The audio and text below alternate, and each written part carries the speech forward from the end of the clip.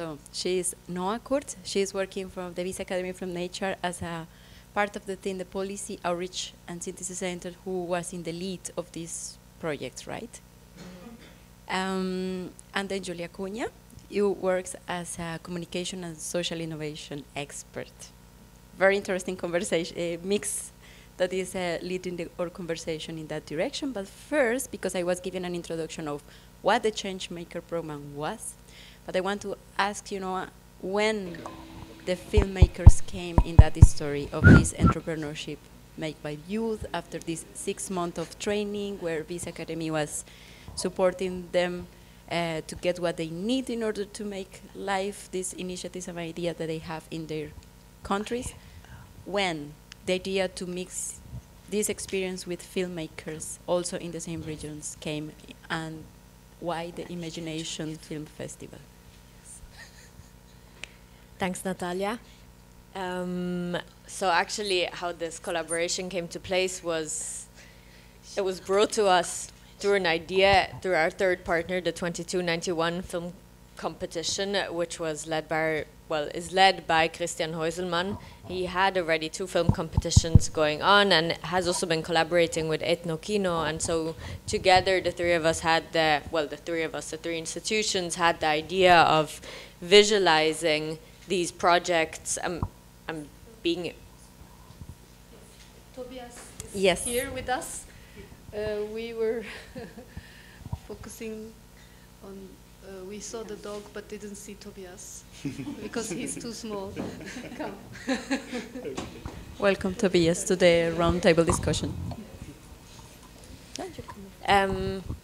Yeah, so as I was saying, this happened through an idea that came to us, and we thought what a great idea to be able to materialize the projects of these young visionaries who were young doers who were part of the Changemaker program, and through the collaboration with the Ethnokino Doc Impact Lab and the filmmakers, we thought it would be great. Well, the best idea is to have the filmmakers on the ground, so have local filmmakers being able to portray the ideas or the projects of the Changemakers and add the artistic touch to them. And I'm very curious to hear more from Tobias on how the film was perceived from his, or the project was perceived from him. So coming to this, Tobias, welcome. And welcome, what is the name? No. No, welcome as well. So Tobias, could be very nice that you introduce you, and also in behind of which film of those that we watched you were in charge, and could be very nice that you say then how was this collaboration with the Changemaker youth, from where this person was, and how was the production basically from the film. Okay, so thank you very much. I'm Tobias, and I was asked to be in one of the filmmaking teams together with JAKOB, who is in the back there. And we did the One Earth, One Soil project, so the one that was shot in Switzerland. We were doing it together with Nawal, who was the Changemaker. And I think it was really nice because we were given a budget, we were given the opportunity to produce this film, to do a film that somehow is related to what she was doing in the Changemaker program, but also to become quite creative in it. So it was a really nice opportunity to just see, and then we actually co-created a lot of the film and of the script and looked together, okay, we all come from a bit different angles to it. So then we saw together what we could make and what interests all of us together and produce this film. I have a question. So for sure that was a very pragmatic approach, because that was an entrepreneur development, so the idea was very concrete with facts, with the real world things, but we could see in your film that this uses metaphors, maybe abstractions as well. How you brought these creative assets to this story that was so on paper very concrete about the entrepreneur that she was trying to do?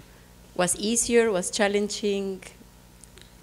So I think because also her project has changed a lot over. Nice, hello. Do you want to answer? You can. Okay, then I'll start. So I think it was because also her project was in a way very concrete and in a way also very abstract, that we didn't have to base it entirely on the project, and we decided that we focus on the topic, which was about soil, and then go from there and really make use that we had the opportunity to say, okay, it can be very creative going into any other direction. And then we changed actually the storyline quite a few times, and ended up then seeing that also we want to work a bit with humor, we want to also be very critical, and also see, okay, we have these important buzzwords such as innovation, but okay, what lies behind it, and how can we also deconstruct a bit in the end of what we all always hear and what seems sometimes maybe also very good and nice and shiny, but then like, okay, how do we take a few steps back and show, okay, these are ways, but there are also other ways, and what can be done. And I think this also works quite well with the Changemaker program, which is a lot about, well, or what I've heard of it, but it's a lot about like going quite deep into these topics and co-creating and working together over a long time. Very good. So now we have a new filmmaker. So introduce yourself. Andreas, in which film were you? Yeah, I'm JAKOB GEHRMANN. I'm in the same film with Tobias, and I came in as a cinematographer to help the two of them to make this basic idea visual storytelling film. And yeah, I gave some input how we could work on the dramaturgy, and also tell the idea more visually. And yeah, it was a very nice collaboration. One of the scenes that I most like from the film is this sequence where they escape from this lab. Yeah. That was easier to do, was because you have real actors. I mean, they were not actors, they were real people with all this training for run and looks scary. Yeah. Was easier to do this scene? I had the camera on my shoulder and I run after them. You run. So everyone run. Yeah, compared to other productions, we were a very small team, and so it was also a challenge for me to handle. In this scene, we had some more extras that were also running through the tunnel, and yeah, but in the end it worked well. Also to work in this small team and to shoot such a scene. Very well done. I feel that I wanted to run too, as a viewer. So Julia, you come a little bit from these two worlds of what is entrepreneurship, what is innovation, what it means when a community, like we saw through the films, when it's youth that is trying to make change in their communities, and then with an idea they strengthen the capacities and skills, and they make this social impact in their communities, but also from communication. You are also, this other side of you is like, you know what is the relevance and important to also bring this storytelling, to bring these creative assets to this path. So my question to you is, how much communication has an influence in this entrepreneurship world, and how much the creative side also as well, like filmmakers need also to get a little bit from this innovation side as well? You see some collaboration in between in these two topics? Yes, thank you for the question. I think, as we could see in all of the films we watched today, there's some similarities in regarding to, of course, the nature as a key component, but the way they approach the storytelling changes quite a bit. So we have something more modern, and we have something very sentimental, emotional, some stories going on the background of how people live in different regions of the world, and it's by bringing these stories a bit to life, or not reading them on paper, but really bringing them to life and showing the landscape, the people, the animals, the trees, the parts of the land that are degraded. It causes you to reflect and not only on the kind of innovation they're trying to bring and build, but also it makes you think about the world where we live in today. So we go back to our homes in Bern, and we deal with a lot of innovations. We're surrounded by development, and somehow in many basic parts of these processes, things are not developed enough, or people are left behind. So it brings a very good reflection between what's innovation, where are we putting our interest and our focus, our innovative efforts, our resources, our energies. So it felt quite urgent to hear the stories and to show them with this different perspective. Thank you so much.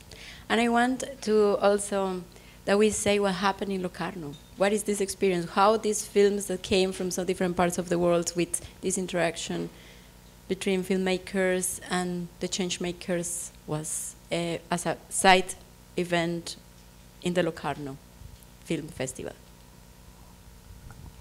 Thank you. So did I understand it correctly that you want me to elaborate on like the culmination of the project? Yeah. Okay, so we were very fortunate. The culmination of the event happened actually at a side event during the time of the Locarno Film Festival in Locarno itself at Teatro Paravento, where we showed the winners of this film competition. There were 3 films out of these 10 were shown there, and it's also very nice that here at this film festival they had again the opportunity that all of the films were shown and not only the winners, which were evaluated by a jury. So these 10 submissions that you just now saw were evaluated by a renowned jury from the filmmaking industry, filmmakers themselves, film critiques, with various backgrounds, and they selected 3 winning films.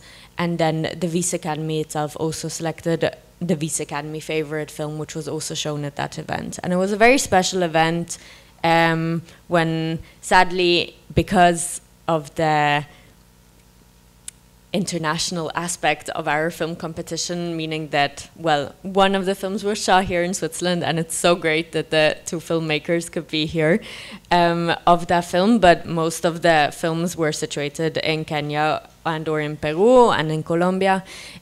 So sadly we couldn't have the filmmakers and the change makers present with us there, but we had representatives there to receive the awards for it. It was a very special feeling to see the end of this half-year project close at the Locarno Film Festival.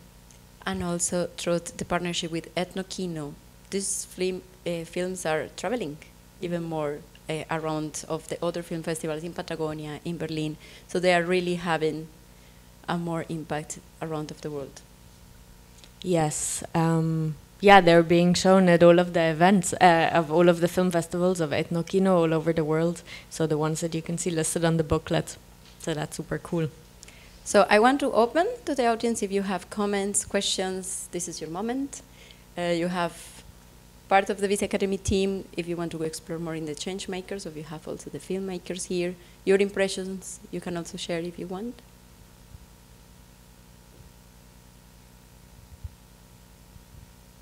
Very good, fair enough. There is something else you want to say as a filmmakers? So right now, we have a ceremony in Ethnokino. Yes. So our ceremony is the following. We are a non-competitive film festival. Thank you. We are a non-competitive film festival, and for us, every film that honors this festival is a winner. So we want to present you your Visionary Awards. And it's in the form of a Eye of the God.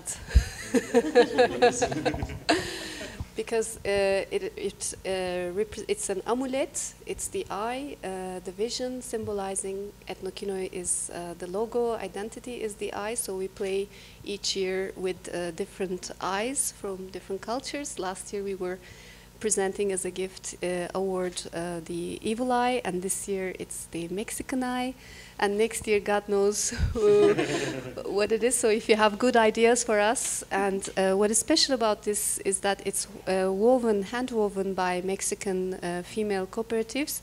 And we also try for our merchandise, we always work with designers and cooperatives, so all the profits, grants are distributed. And inside you have pyjama size t-shirts because we ran out of, and it's the same for you. We have symbolic eyes for you to thank you coming as discussants, and also pyjama size t-shirts for you. Thank you so much. And we take a picture with that.